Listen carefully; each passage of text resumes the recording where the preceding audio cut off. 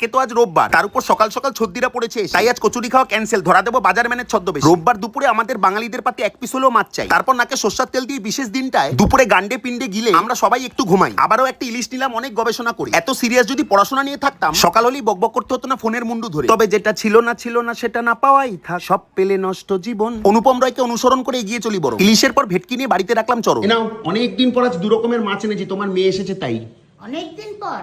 আচ্ছা ঠিক আছে, সর আমি এবার যাই। দুপুরে ঘরে এসে একটু ভেটকি চাইলাম ভালোবেসে। একটু ভেটকি মাছ দাও, রাতে যেতে খাবো। কচি কাচারা কি জানো এটা কোন বইয়ের ডায়লগ? জিজ্ঞেস করলেই যাবে ফেসে। আর খেতে বসে যদি প্রথমে আমায় কেউ এরকম কড়া ভাজা ইলিশ সাথে গরম ভাত, কাঁচা লঙ্কা আর সবচেয়ে গুরুত্বপূর্ণ মাছ ভাজার এই তেলটা দেয়, আমি অনায়াসে চলে যেতে পারি তার বসে। তারপর একে একে মাছের মাথা দিয়ে কুমড়ো ঝিঙে আলুর তরকারি, এরকম ভেটকির ঝালও খেয়েছি চেটে পুটে। আচ্ছা, তোমরা যে জিনিসটা ভালো খাও সেটা কি আমার মতো একেবারেই মুখে পুড়ে দাও, নাকি খাও খুঁটে খুঁটে? তবে আজকে রিলিজটা বিশাল না হলেও ছিল না খুব ক্ষুদ্র। আরেকটা কথা, আজ কিন্তু আমি ডার্ক বা ডবল মিনিং এর কিছু বলি নাই। হয়ে গেছি আমি ভদ্র। আজ মাংস খেলে যারা মুরগি বা খাসি রিয়াক্ট দাও তারা বাই।